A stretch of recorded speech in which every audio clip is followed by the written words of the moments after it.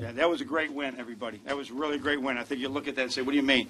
That was a great win. There's some games that you just got to grind out, and as time goes on, I find those are some of the best that you ever have.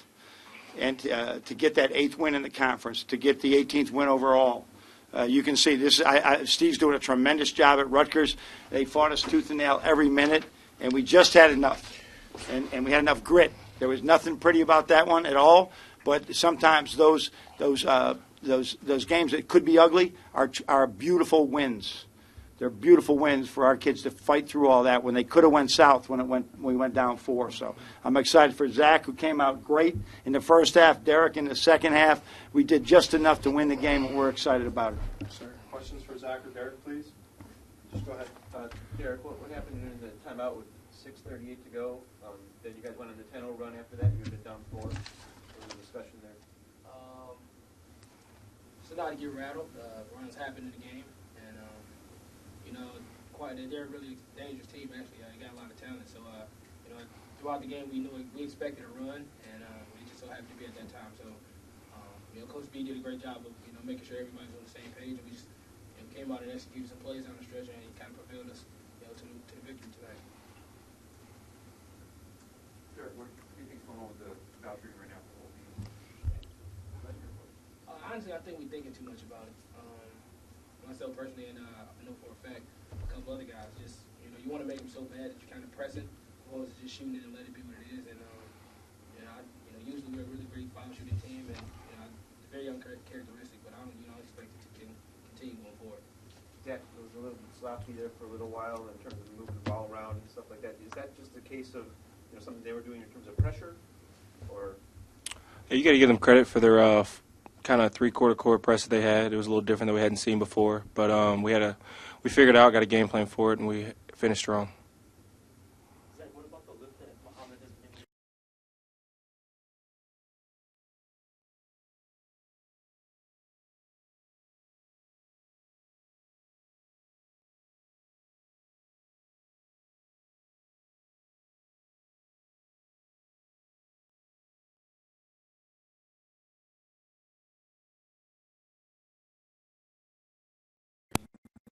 On the road, the thing to do is in the back, especially with a team like Rutgers with so many talented guys at each position.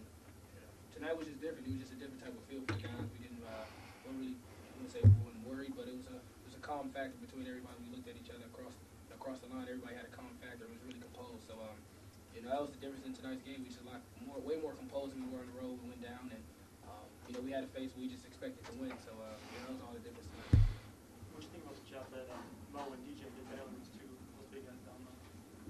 I thought they did a great job. It was a point of emphasis going into the game. We had a control of the boards, and I thought they did a good job with that. I don't think they got too many offensive rebounds. Only had 9. And Williams had 6 of them. And then just DJ and Mo on the offensive end. I mean, they had 8 combined, which is great to see, especially DJ having 6. Zach, did you guys speak up in that huddle? I mean, or is that all Coach Beilein in that late huddle, or was it two of you guys kind of say something? I think it's a mixture of both. We just want to win. We didn't care how we got it done. It doesn't get chalked up as an ugly win. A win is a win in our eyes. We know at when it comes to February and March, player-led teams beat coach-led teams, and that's something we're trying to get better each game.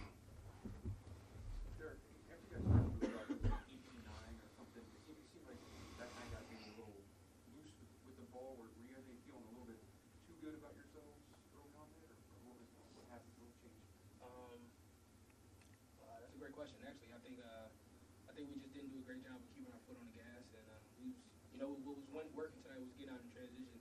And I think we kind of settled a lot in transition. Myself personally, just taking, they gave us great shots, but we got good shots. I think we could have got great shots, but all the difference was, it's just not being as aggressive we were earlier in the game in transition.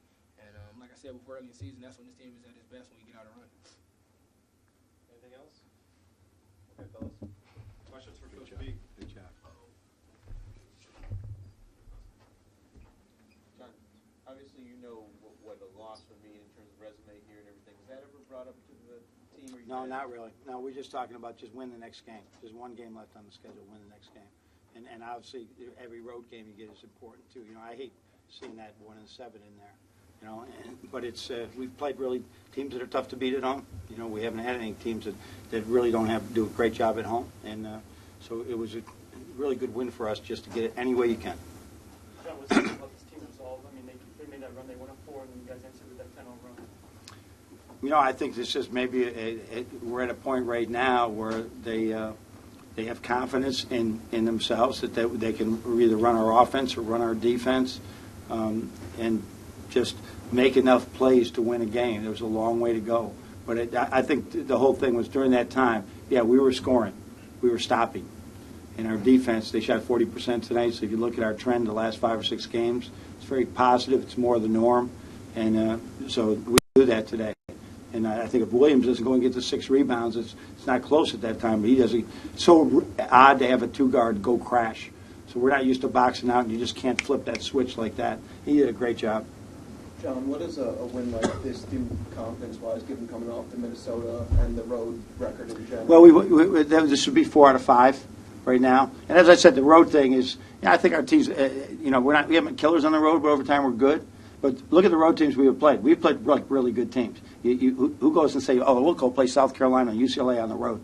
And those are going to be our road games going into the conference. So we've worked really hard at that. We lost to Michigan State, Wisconsin on the road. Yeah, those are pretty good teams. So it's in the Big Ten, you're winning on the road is going to be really hard. Now, some teams have been able to do that, but maybe they haven't won at home like we have. So who knows? But it was big for us just to get another W. Road, anything, just get another W. Get into the point in the Big Ten that you're up in the higher spots, because this league is way underrated right now for how well it's going to do in March. John, what about the free throws? What's your... Yeah, it's tough to.